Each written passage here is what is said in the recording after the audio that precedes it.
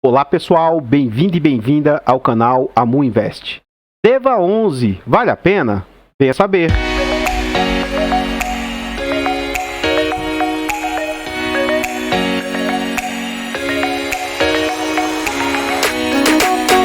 Então pessoal, antes da gente saber mais a respeito desse fundo imobiliário, qual setor que ele atua, como é que está a situação dele, eu gostaria de pedir humildemente, por favor, deixa o like aqui no vídeo, comenta aqui para mim, você conhece esse fundo? Você sabe em qual setor que ele atua? Você acha que ele é um bom fundo? Você teria ele na carteira? Você tem? Compartilhe esse vídeo com as pessoas que você conhece e nos ajude a levar conhecimento e educação financeira a mais pessoas. Like, comentário e compartilhamento é de graça, não custa nada e você ainda vai nos ajudar imensamente. Se inscreva no canal e ative o sino para ser notificado de todos os vídeos. Muito obrigado aos 1.140 inscritos do canal. Almejamos alcançar 2.000 ou quem sabe 3.000 inscritos até o final do ano. Eu tenho certeza e convicção que com a ajuda de vocês a gente vai conseguir. Então vamos saber a respeito desse fundo? Vamos lá. Esse fundo é do setor de recebíveis imobiliários. É um fundo que foi lançado no final de 2020, na base de R$100. A Devante, a gestora desse fundo, ele é de títulos e valores imobiliários e tem uma liquidez muito boa, de quase 5 milhões por dia. Ele tem nota 4 de 5 pelos usuários, tem represtação no IFIX de 0,72 e conta com quase 11 milhões de cotas. Um ponto de atenção que tem que ter é que o fundo está sendo negociado com um pequeno ágio. Para papéis, tem gente que não aceita ágio nenhum, pagar mais caro. Tem gente que aceita até 5% de ágio. Tem gente que aceita 10%, que é o meu caso. Tem gente que aceita até mais. Tem gente que aceita 15% ou mais por cento. Aí você vai definir o quanto que você tolera de ágio ou não. Esse fundo está sendo negociado com 6% de ágio. O que isso significa? Ele tem um patrimônio de 1 bilhão e 81 milhões e o mercado está aceitando pagar 1 bilhão 143 milhões. Então as suas cotas valem R$ 98 e o mercado está aceitando pagar R$ 104. Tendo o mês 7 como referência, esse fundo já conta com quase 40 mil cotistas. Muito bom, por sinal. Vamos à frente. Aqui a gente observa que esse fundo foi lançado no final de 2020 e pós-momento pandêmico, que o momento pandêmico foi no início de 2020, entre 2019 e 2020, mas quando ele foi lançado, ele estava fazendo entregas muito altas. Então olha quanto esse fundo chegou a ser negociado. R$ 150, 50% de ágio. Teve uma queda expressiva em dezembro. E aí o fundo lateralizou durante o tempo, sendo negociado com 20% de ágio a R$ 120. Novamente, por um curto período, foi negociado a R$ 140. E de lá para cá, o fundo meio que lateralizou com tendência de queda. Então ele ficou nesse patamar de 120, foi caindo e atualmente está sendo negociado próximo ao seu VP. E aí, qual a lição a se tirar disso aqui? Bastante cuidado ao se posicionar em fundos com 150, 140, até mesmo R$ 120 aí, de ágio. Pode fazer? Até pode, desde que você saiba o que você está fazendo. Recentemente eu me posicionei no RPR11, é o fundo aí mais caro atualmente da bolsa, caro, tá com muito ágio e tudo, me posicionei nele. Comprei esse fundo a 130. Alguns dias depois esse fundo bateu 140. Se eu quisesse vender, em coisa de 2, 3 dias, eu teria ali algo em torno de 15%. Só que eu sou buy and hold, eu compro e fico. Tempos depois, esse fundo despecou, chegou a bater até R$ 114, se eu não me engano. E agora ele está orbitando 117, mais ou menos. E eu não estou preocupado. Olha para quanto caiu. Eu paguei 130, ele está sendo negociado a 117 e eu não vendo. Eu sei do que eu fiz. Com essa minha jogada, eu passei por uma subscrição e consegui ter um preço de 113 no meu fundo, que eu comprei a 130. Por quê? Eu baixei meu preço médio na subscrição. Caso você saiba o que está fazendo, aí você pode entrar 150, pode entrar 140, pode entrar 120, não vejo problema. Desde que você saiba mais ou menos o que você está fazendo, acredito que pode ser oportunidade sim. Esse fundo já passou por 4 subscrições e a gente vai ver lá dentro do relatório gerencial que ele ainda não alocou tudo da última subscrição. A última subscrição aconteceu em maio, ele tentou captar 375 milhões e parte do dinheiro que ele captou ainda está em caixa, mas é uma quantia que eu reputo ser pequena. Aqui a gente vê as entregas do fundo. Lembra que lá no início o fundo estava sendo cotado a R$ 150, por quê? Olha o quanto o fundo estava entregando. 2,68. Só que aí a gente vê só quedas nas suas entregas. 2,50, 1,95. 1,28, e com isso o mercado fica imediatista, né? O mercado começou a jogar as cotas para baixo, ó. Por mais que o fundo se estabilizou durante um período, esse 128, ó, 154 ele subiu, mas 137, 110, 110, 120, 1,10, 1,20. Então, assim, ele está aqui hoje nesse patamar de entrega entre 1,26 e 1,37, que eu acredito que ele fique orbitando aqui, ó, 1,10, 1,37, 1,26. Por isso que as cotas caíram tanto, na minha opinião, além de o mercado estar no momento de queda, né? Então, essa última entrega do fundo de R$ 1,26, tendo como cota base 103, representou 1,21%. E isso vem com acumulado já nos últimos 12 meses, que o fundo ainda nem tem, ó. Vamos ver quantas entregas o fundo teve. Ele não teve 12, ó. 1, 2, 3, 4, 5, 6, 7, 8, 9. Em menos de um ano, o fundo já vem com acumulado de 14% aí, ó. Então, com mais algumas entregas aí, se ele entregar mais ou menos 1% a cada entrega, ele vai ter aí 17% em um ano. É algo astronômico, algo fora do normal. Então, por tudo que eu vi deste fundo, por tudo que eu vi da gestora, eu reputo ser um bom fundo, eu teria esse fundo em carteira, compraria tranquilamente mesmo com o ágio que ele vem apresentando, e reputo ser um bom fundo. Contudo, o meu ponto de vista não deve ser levado como indicação de compra, venda ou manutenção do ativo. Acabei de falar vídeos anteriores aqui sobre o Habitat e fiquei bem decepcionado com o que o fundo vem fazendo, vem cobrando. Assistam o vídeo, esse vídeo aqui vai sair posterior a ele. Então, esse aqui pelo contrário, eu vou ter sempre muito comentário positivo. Teria sim na minha carteira tranquilamente. Só não tenho porque já estou exposto em papéis. Caso eu consiga sair do BARI 11, esse é um dos sérios candidatos a entrar no lugar do BARI 11. Tá bom? Vamos à frente. Aqui a gente observa que as palavras do gestor, eu não vou entrar muito em detalhes nessas informações aqui em cima, que a gente vê sobre isso aqui dentro do relatório. Mas ele fala que no fim no mês aqui, ó, foi adquirido 3 novos ativos. Esse Xemin, São José e Itaperu tal. Sou meio ruim de ler. Então, IPCA mais 10, IPCA mais 7, IPCA mais 11 e IPCA mais 19. Olha as taxas de contratação desse fundo. E aí ele fala, cada uma das operações representa, respectivamente, então essa primeira lá de Xemin, 4% a mais aí, 3% e 0,3%. Houve também aumento de posição no Jardim Lagoa aqui de Windham. Vamos à frente. Aqui ele mostra, tipo, a evolução de quando ele alocou agora o último recurso. Então, ó, ele pegou 319 milhões e começou a alocar. Ó. Rapidamente ele alocou 73%. Só que de lá para cá ele vem enfrentando um pouco mais de dificuldade. Aí, 68, 86 e agora, em 17 de agosto, fundo 100% alocado. Apesar de ter uma boa quantia em caixa. Tá? Eu não sei porque falou aqui que está tudo alocado, sendo que o fundo ainda tem uma quantia em caixa, a gente vai ver lá. E ele fala o seguinte, ó. Agora, a gente vai ver isso com detalhes lá dentro, mas é bom a gente pegar isso aqui em forma de resumo. Aqui ele nos fala o seguinte, ó. Ao todo são 45 operações, distribuídas em 17 cotas únicas, 30 sêniores, 3 mezaninos e 21 subordinadas. A conta não está batendo, porque esse com esse dá 20, mais esse aqui dá 50, mais esse aqui está dando 71. Então, teve algum erro aqui, mas enfim. O que eu quero mostrar é a diversificação. Está muito diversificado, tá? E o ponto positivo é de 70, 17, 20, 50, de 71 ativos, 71 no total, a gente observa que, ó, 20, 50, 50 são ativos mais sólidos. Apesar de, quando a gente estiver lá dentro do relatório gerencial, a gente vai ver que mais ou menos aqui, ó, ele já traz aqui também, já nos alertando, 43% são seniors e 43% são cota única. Então, assim, 86% é mais seguro aí para o fundo. Então, vamos à frente aqui. Esses resumos aqui, tudo a gente vai ver lá, ó. Tem uma taxa média de 10% aí mais inflação e CDI mais 5, que são taxas muito boas.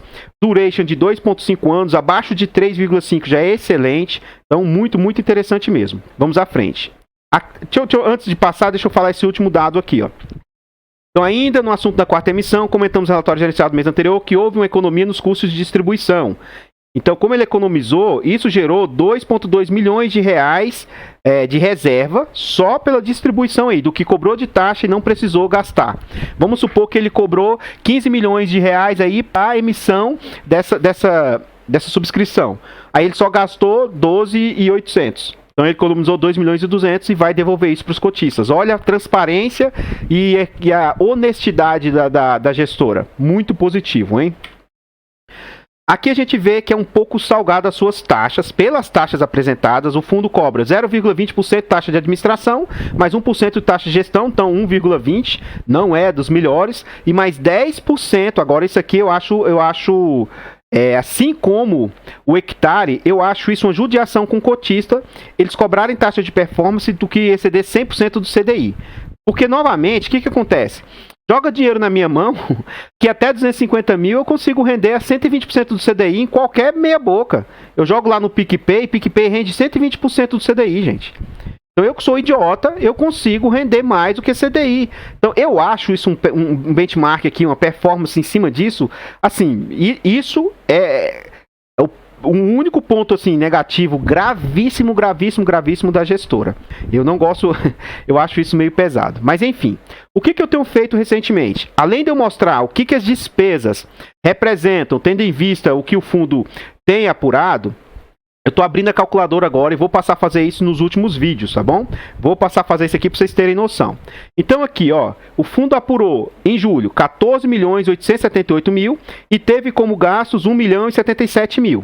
Então a gente vem cá e calcula, ó. A gente calcula aqui, ó.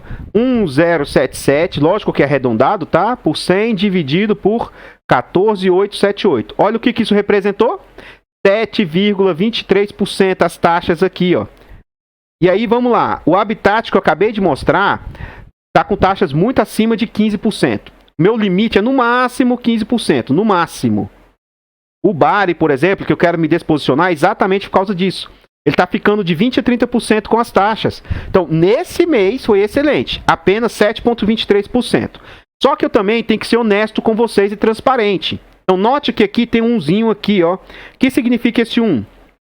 É despesas que ele faz para taxa de performance e auditoria anual. Então, nota aqui, ó, no mês de junho ele guardou dinheiro para essas taxas aí. Então, eu vou pegar alguns aqui, mas eu não vou fazer aqui com vocês somar um por um. Todas as despesas e todos os custos aqui para a gente ver anualmente, que aí a gente teria uma noção média anual. Mas eu vou pegar aqui, ó, o pior mês que foi maio. Lembrando que maio aqui, ó, só quero fazer um disclaimer do seguinte, que maio, além desse, ele ainda fez mais uma reserva de lucros de 842.000 que gastou automaticamente no outro mês. Eu vou somar aqui para vocês verem que nesse mês pesou muito. E aí no outro mês já não pesa tanto, porque isso aqui que ele gastou, então meio que equilibra, entende o que eu quero dizer? Eu vou somar com e vou somar sem para vocês verem. Tá? Então, olha só, o que eu quero dizer é o seguinte, olha quanto representou nesse mês, vocês vão ver que ficou salgado. Então, no mês de maio, que teve o pior dos gastos, ó, 3,5 milhões, o que isso representa? Ó, 3.550.000 vezes 100 dividido por 11.002. Olha o que isso representou? 32% de despesas. Muito caro. Muito. Só que isso aqui não é todo mês. Foi nesse mês de forma atípica. Por isso que a gente tem que contrabalancear todos os demais meses aí para verificar esse tipo de situação. No bar, eu somei todos os meses lá e estava todos os meses abusivos. Então agora eu vou somar para você ver para quanto que cai aqui, ó. Quando eu tiro essa despesa de 842.000. Então aqui eu vou somar 1.863 mais 844, ó, 2.707 vezes 100. Dividido por 11.002. Você vai ver que já cai para 24%. Ainda está bem astronômico. Mas o que a gente vai observar? Por mais que cobrou isso aqui nesse mês, nesse outro mês aqui, ó, ora, ele descontou aqui. Então, vamos somar esse mês aqui, essas duas que ele fez. As duas despesas, não só essa, as duas. 1.387 mais 815 2.202 e não 1.361 como ele indicou aqui, porque teve essa despesa essa que foi anulada pela reserva que havia feito. Multiplica por 100 e divide pelo que apurou. 13.138. O que a gente vai observar aqui? 16%. Ok, beleza. Nesses 2 meses aqui foi algo bem problemático. Nesses 2 meses. Junho e maio cobrou muita taxa mesmo. Agora vamos ver os demais meses. Ó, 1 milhão em cima de 14, como a gente viu, é pouco. 1.600.000 em cima de 10, está totalmente dentro da normalidade. 700.000 em cima de 10 milhões. E aqui, ó, 4.400.000. Todos os demais meses, ele está cobrando ali próximo de 10% ou abaixo de 10%. Eu fiz um somatório, eu não sei se eu errei algum número ou não, mas o somatório que eu fiz ficou em torno de 11% a 12% até então. Porque para mim também não interessa se um mês ou outro foi mais atípico, para mim interessa o total. Só que note que esse mês aqui, ó, impactou no que o fundo poderia estar distribuindo. Então isso é um impacto negativo quando tem taxa demais. Por isso que eu paro e faço conta aqui para vocês. Por que que o seu fundo, por mais que ele esteja entregando bem, poderia estar entregando muito mais. Ponto negativo novamente, é essa taxa de performance. Seria melhor se essa taxa de performance já fosse totalmente diluída no decurso dos meses aí, para não ter esses excedentes gigantescos aqui. Mas, no geral, é um fundo que, para mim, passa no crivo. O meu limite máximo que eu acho que a gestora pode ficar do que a gente ganha é 15%, e esse fundo está dentro desse perfil aí. Vamos à frente, então. A gente vê agora, eu vou passar um pouco mais rápido, 76% está em CRI, 10% em FIIs e 14% em caixa, apesar de no relatório lá já ter informado que já alocou tudo. Geralmente tem um delayzinho aqui mesmo, então pode ser que já esteja tudo alocado, tá? Aqui a gente observa, do que ele tem em GPM, ó, ele tem 16% em GPM, 70% em IPCA, 14% em CDI. Então do que ele tem em GPM, está com inflação mais 11%. IPCA está com inflação mais 10%. E NPC, que é quase irrisório, nem aparece lá, não vou até desconsiderar, e CDI mais 5. Então, tudo excelente, muito acima da média mesmo, parabéns. E o Duration, 2,5 anos, que é outro ponto positivíssimo. LTV, abaixo de 50% é totalmente aceitável. Então, todo o restante, as métricas, estão totalmente aceitáveis. Olha outro ponto positivo, as cotas que a gente já tinha visto antecipadamente, ó, 86% ou é único, ou é seniors, que vai trazer altíssima segurança. Apenas 12% em subordinada. Excelente. Aqui a gente vê a diversificação por regiões aí, ó. Então tem presença em todas as regiões do país. Com Bahia, São Paulo, Gramado, aqui tem os percentis aqui em relação. Ora, 29% é corporativo. 18% loteamento com multipropriedade, vão fazer 50% aí, é um ponto mais de atenção, que é mais perigoso, né? Apesar de loteamento eu não considerar ser perigoso, o pessoal considera. E então 33% do fundo está em multipropriedade, que é maior risco. Shopping, incorporação vertical, timeshare, e quase que 100% da carteira tem proteção contra variação negativa aí. Então, outro ponto muito, muito positivo. E aqui a gente vê que o fundo não está exposto. Teve aquela divergência lá atrás no relatório gerencial entre ele falar que tinha 50 e pouco, a gente foi ver que tinha mais de 70, mas o que os fundos representam do PL, ó, 5%, 4%, 3% e assim diminuindo, não tem exposição no PL. Outro ponto muito positivo também. Vamos à frente.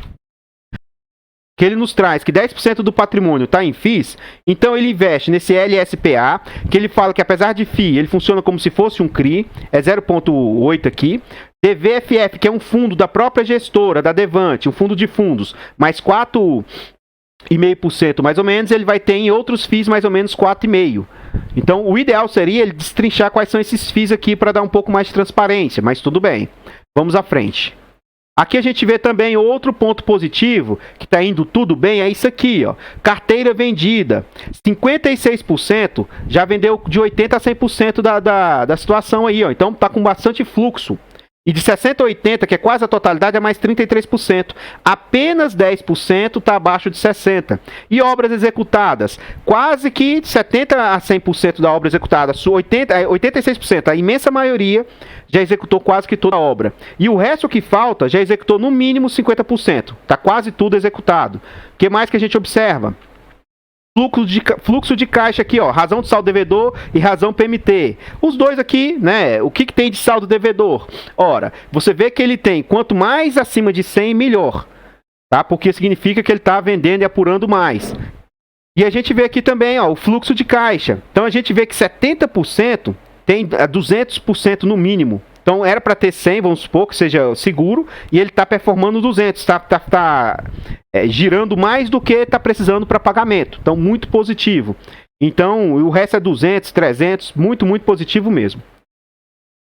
E aqui a gente vê a evolução dos cotistas. Como é um fundo que eu reputo ser muito bom, tem ponto fraco aqui que eu já alertei, então assim, como eu não tenho um rabo preso, eu falo tudo que eu vejo positivo e negativo. Então ele começou com um cotista, 19, 165, até atualmente quase 40 mil cotistas. Muito, muito positivo também.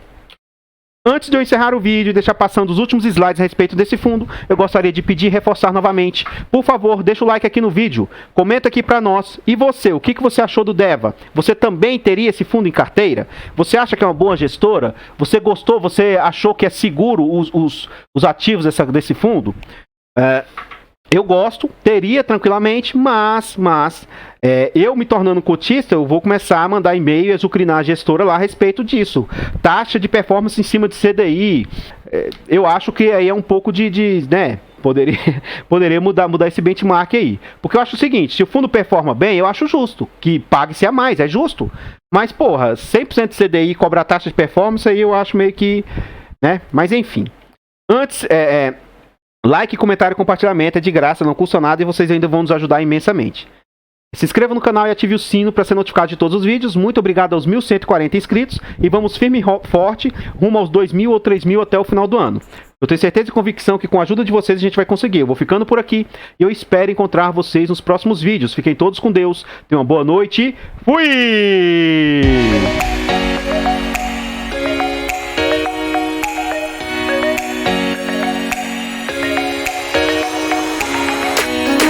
Artlist.io.